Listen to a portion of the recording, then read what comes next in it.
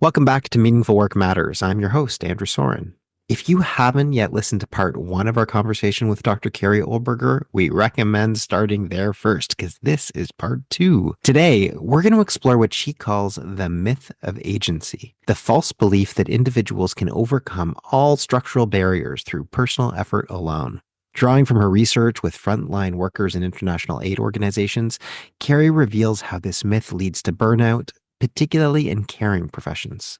But there's hope. She shares practical insights about a different approach called human accompaniment that helps workers stay engaged while making real impact. Join us for our discussion about sustainable ways to create meaningful change.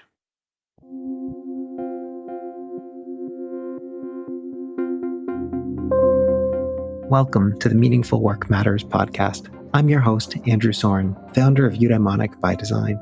On this podcast, we'll dive into the world of meaningful work, explore its complexities, and examine its impact on people and the organizations they're a part of. Each episode features insightful conversations with cutting-edge experts who are successfully navigating the challenges of meaningful work. We hope to offer you ideas, frameworks, and tools to unlock potential and design work that's fulfilling, impactful, and supports everyone's well-being. Subscribe or follow us now, and let's make meaningful work matter.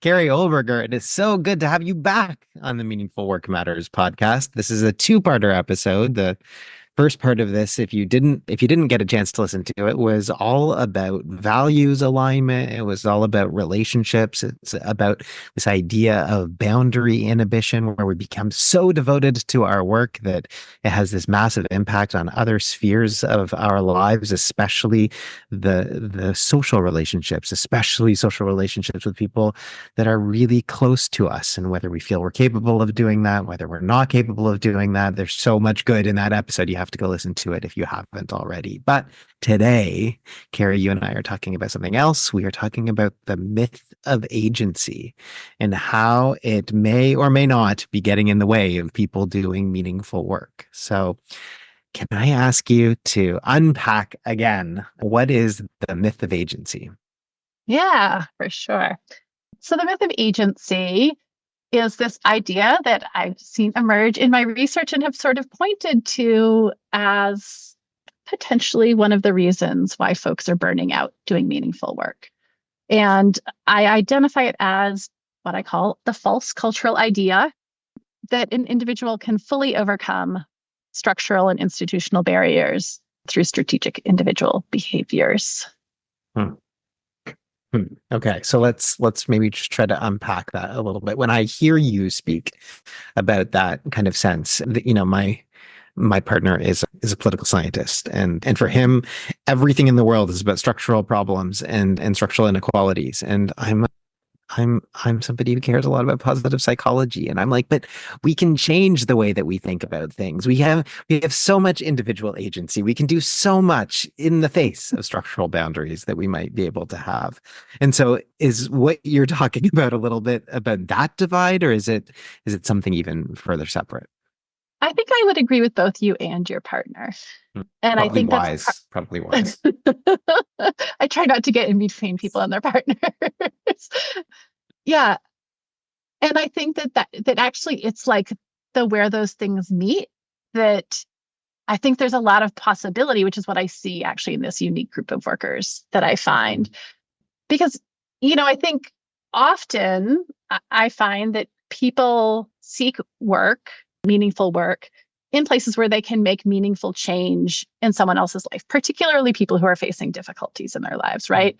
Often these are difficulties related to some sort of structural inequality around bias related to race, to their gender identity, to their sexuality, to their ethnicity, to their disability, to their immigration status, right? To their incarceration, like previous incarceration. And so people are living lives that are difficult. And so often frontline workers go in to want to do work that's going to change the day-to-day life for these people so that it is less painful, so that those people are experiencing less suffering in their lives. And so I agree with you that there are things that these people, that workers working in these contexts can do with these people.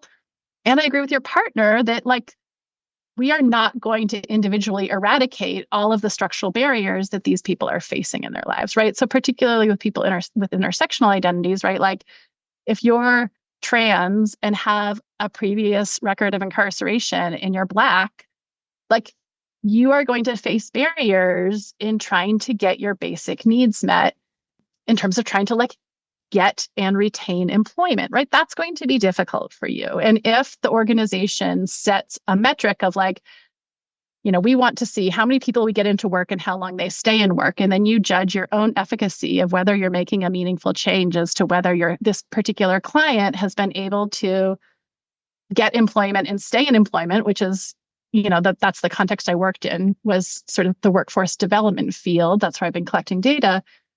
That's going to be really frustrating, right? Or you're going to see somebody with, multiple disabilities who like gets a job and then challenges occur in the workplace and they lose their job and then they get a different job. And because of bias and discrimination from their employer, they lose that job, right? And so again, if you are basing your satisfaction at work on, have I helped this person move from place A to place B in their personal lives? Like that's why we see folks burn out within 2 years and leave frontline social work positions, because they go in hoping they're going to be able to make material changes in these people's lives. And oftentimes they're not, because the barriers in place are so large. Yes. Yeah, this is such a thing that I have heard people talk about when I've tried to tell people about the research and meaningful work, and especially when I'm talking to people who are working EDI, equity, diversity, and inclusion roles. I feel like this, where literally the entire role is predicated on trying to figure out how do I change the system to allow people within that system, greater opportunity. Social work is a place where there's been a lot of people that I've talked to where it's just an incredibly frustrating system to have to find yourself trying to just hit your head against the brick wall every single day. Nurses, certainly where I live, I heard a stat the other day that the average nurse out of nursing school at this point in the region of Canada and the East Coast that I live in is about a 2-year track before they decide to leave the profession. Yeah, this seems like a really massive problem. And it seems like the more meaningful the work is that you're trying to work on, especially if it's a caring profession, especially if you're really trying to make a dent in places where people don't have fairness and justice, that this can really whittle away and destroy you pretty quickly. Yes, I think it's really true. And can I tell you the good thing that I found? Please, yes. Oh my gosh, there's a little bit of relief. Thank God. Okay, good. And there's hope, right? I mean, there's hope. So what I found is that, the two sort of, maybe I'll just give a little bit of context from how this intersects with existing literature. So a lot of the main sort of stream of work that's looked at people who are in, they call them frontline work positions, right? People who are working directly with clients rather than like knowledge workers working in an office. They've identified two main approaches that people take to frontline work. The state agent, right, which is in essence, you are acting on behalf of the government to sort of implement things. Often I call them in my work like processors, right? They're just sort of processing people through a system. So they see that they don't have much power in the system. I mean, they're government bureaucrats basically, but they fall into, I think, a lot of false narratives around like, oh, my clients are lazy, right? Like they want to believe that their clients have agency and their clients like just aren't trying hard enough. And so they're often very apathetic about their work. They're like basically burnt out, but they generally stay at work. The other group that folks have traditionally studied in this, they call citizen agents, right? So they see themselves as working on behalf of their clients. They have a lot of sympathy for their clients, is what I like to think. So like the state agents have apathy, are apathetic. The citizen agents have sympathy. They feel bad for them. These are often the folks that I see graduating with degrees in social work. They go in, I call these ones the fixers. They want to fix things for people. And so they go in wanting to fix everything. And then 18 months later, they realize they can't fix the things that they wanted to fix. And so then they leave, right? This is probably similar maybe to a lot of the nurses, right? Where there's like, I want to make this tangible change in individual people's lives, and I am not able to make that change that I wanted to make. And those folks have an inflated sense of their own agency, but they are able often to see the structural constraints that their clients face. And so once they are like, oh, my clients have all these barriers, and it turns out I have all these barriers too, they're like, well, what can I do? And then they drop out. And they often go get a policy degree so that they can make policy level change. let's try to change the system. So great. These are the folks that I teach now. But these other folks, which I call accompagnateurs, which is sort of borrowed from the liberation theology work that Paul Farmer adopted with his work in Partners in Health, they see themselves as having limited agency, and they see their clients as having limited agency, right? So like they see the structural barriers that your partner knows about, but they are able to find things that they can do still, right? And so the way that they do that is by having compassion for the people that they work with, right? Whereas fixers, or the sort of citizen agents, have sympathy, they have true empathy. And for most of these people, almost all of them, they developed that empathy through like their own lived experiences. Either they themselves lived within those axes of inequality that they see their clients facing within those structural barriers, or like very close dear ones, right? Like they grew up in a neighborhood where where some of these barriers were really common. And so they just approach them as other human beings, and they sit down with them and they're like, what do you want to talk about today? And so they get a lot of inspiration. Like when you ask these people, like, how do you feel about your work? They're like, I feel great about my work. Like, I feel so lucky to be doing this. I'm so inspired by my clients. Like you'll hear laughter coming from their office when they're meeting with folks. And when you talk to the clients, so I've done this ongoing ethnography across the workforce development field. When you talk with their clients, that's who their clients want to work with, is these people who are going to sit down with them and be like, how was your day? How was that barbecue you went to over the weekend? Like, I'm treating you like a person. We are both acknowledging that these systems that are putting you in the material conditions that you're in are bigger than both of us.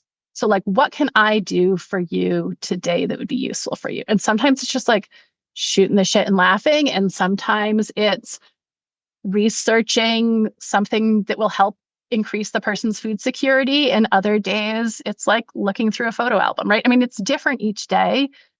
And the relationship is meaningful. And these people don't burn out. They don't leave, right? They stay in their organizations and continue to find their work meaningful. This makes me think if there was like a sidebar of a podcast, the sidebar that I would want to be able to shine a spotlight on right now is about good versus bad empathy, or empathy maybe versus compassion. So I don't know how familiar you are with Paul Bloom's work on empathy, but there are some researchers who say that empathy, there's really two various ways of thinking about empathy. There's the kind of empathy that is very emotional, that maybe is closer to the way that you described the sympathy, which is I'm going to step into my shoes, the shoes of my client, and I'm going to really feel what they're feeling, and it's going to be really, really intense. And that version of empathy versus a more intellectual oriented, or if not intellectual, then just cerebral potentially version of empathy, which is much more, I think, aligned to the way that we think about compassion, or that researchers who study compassion kind of would use that term, which is much more of I'm going to stay in my own shoes, but really see the other and try to relate at that level, which sounds a little bit like what you're describing here. Use the term human accompaniment. And I think that's actually like a really beautiful way of thinking about what compassion is in this context. Like I'm not going to be the human. I'm going to accompany them. I'm going to walk beside them. Yeah, thanks for that differentiation. I think that you're right, that's really helpful. And I guess I would consider that first form of empathy sympathy. That's probably what I'm calling sympathy. And I think you're right that is the power that I think these folks, the accompagnateurs, have, which is that they don't, right, if someone's drowning, they don't like jump in beside them without a a life jacket on. They're like, I'm going to be your solid rock up here. I get what it feels like to feel like what you're feeling like right now, but I'm here and I'm safe. And like, how can I help you? Right. And I think that you're right too, that like compassion is the core of their approach, right? It's not about providing skills. It's not about processing people through systems. It's about like, I care about you as a human being. And why don't we walk through this together? And that was a lot of that, that really comes from the 70s, from liberation theology, this idea of accompaniment, right? As what is the best thing that we can do for the poor? And it's, the idea was to be in solidarity with them, to accompany them through what it is that they're going through. And that, I didn't come into it with it. It was a very grounded theory approach, but what I saw happening once I started reading to try to figure out like, how is this happening in other places? That was what resonated the most, which is why I called it accompaniment, because that's what it's called in liberation theology literature. And then I tacked on the human, because I think so often we think of the folks that we are serving in these organizations as like clients or beneficiaries. Like, they're not treating them as the other in those ways. They're treating them as another human being. And so like the power just gets equalized, I think, in a way that's really important through that. You've made me think about my lifeguarding days and how we were always taught, you see someone drowning, don't jump in the water as your first, response, talk, reach, throw, row, go, tow, and then potentially carry someone back. But this idea of human accompaniment is I think a really important one. How do we help train for this? Like what? Yeah. Yeah, it's such a great question. And it's one I had to really think deeply about, because 99% of the people that I saw doing this work hadn't trained for it. They lived their lives in ways that trained for it. But that's not like a very scalable model, right? If I encounter my grad students and they say like, I want to do the work in this way, I can't be like, go back and relive your life, right? Right. Right.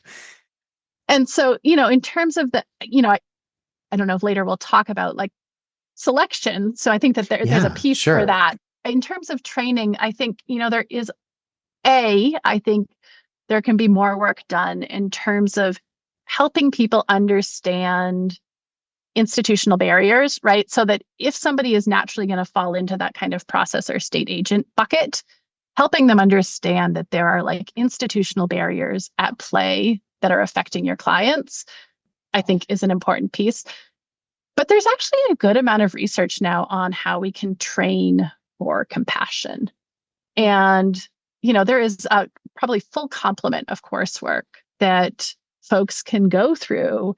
I think there's a lot of research showing that self-awareness can lead to greater compassion, right? Being in touch with your own feelings, being aware of your feelings, being able to name your feelings, doing your own trauma healing, right? So that you're not projecting and working through another, but like you're also doing the simultaneous work of working through your own trauma that you've experienced in your life, being in touch with your own vulnerability, right? So like, which I think can help a lot with that. Like, oh, I'm in this privileged position and you're in this challenging position. Like, in what ways can I get in touch with my own vulnerability so I can truly understand, like on an emotional level, what it's like to live with the vulnerabilities that this person that I'm working with is living with.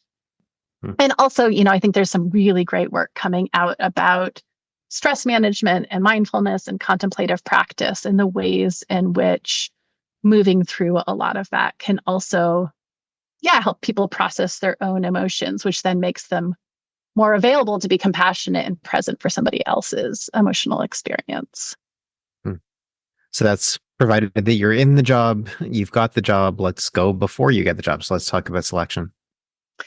Yeah. So this is one I'm pretty passionate about, particularly just from what I've seen in practice, which is that I think we are in a moment where there are positions that require university. I mean, and I say this as somebody with a PhD who teaches master's and PhD students. I obviously think that there's great value for all of that.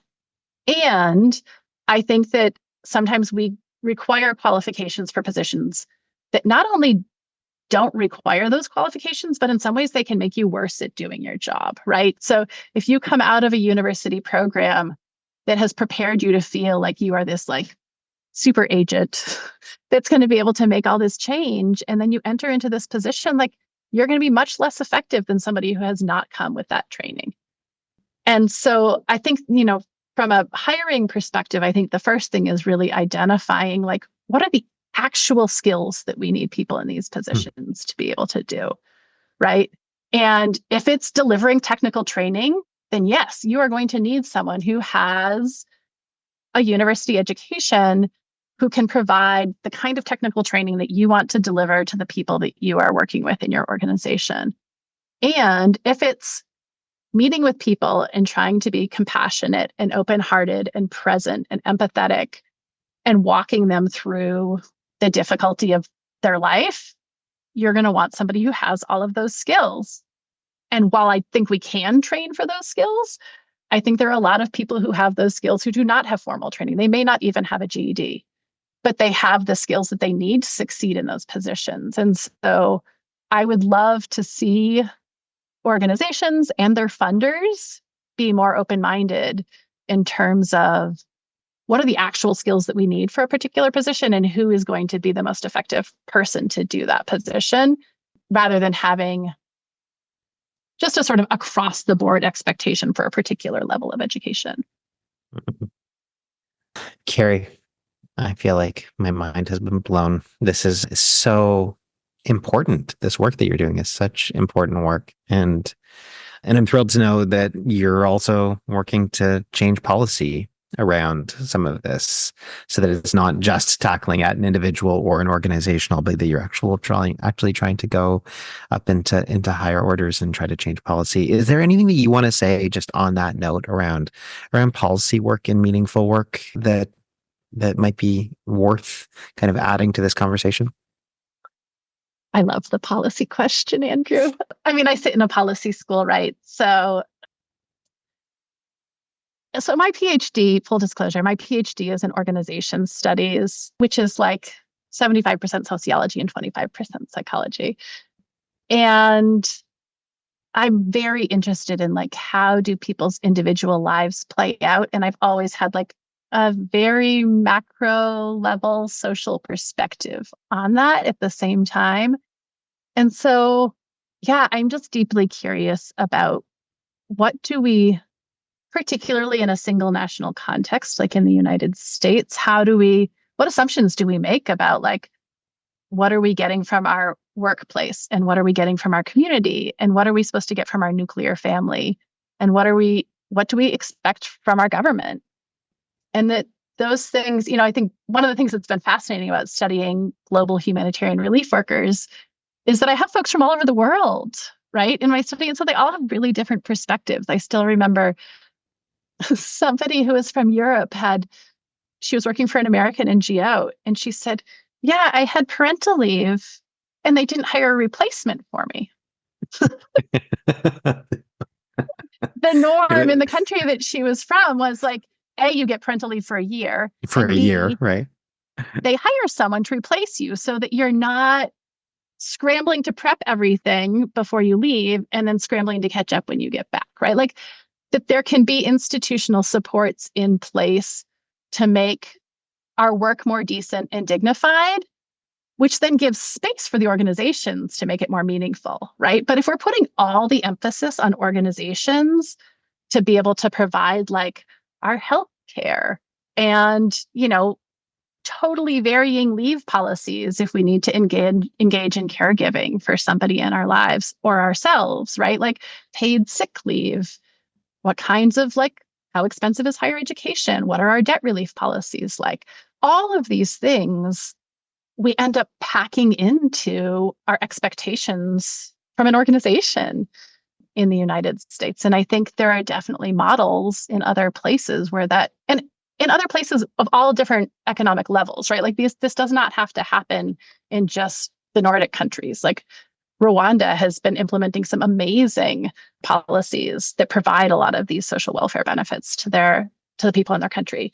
And so, yeah, I'm just excited for. I'm excited. I guess I'm excited that I get to train people. I get to work with students who are going out to hopefully make some of this policy change, but also that I get to advocate for this policy change in lots of different circles, because I do think that these are things that we should all have that shouldn't be connected to whether we're working or not, or how much we're working, or what percent are we working. And then I think if society can build the boat, then we have more time to play with the sail, right? So I guess going back to your earlier metaphor. Oh, Carrie, thank you so much. I'm certainly leaving this conversation extremely inspired and very, very grateful. I'm so glad that you came and shared this wisdom with us. Oh, it really has been an honor, Andrew. It's been such a fun conversation. And again, just huge gratitude to you for the work that you're doing. It's so exciting and so important. So thank you so much for doing it. And that's a wrap. That's great. Andrew, that was so fun. Thank you.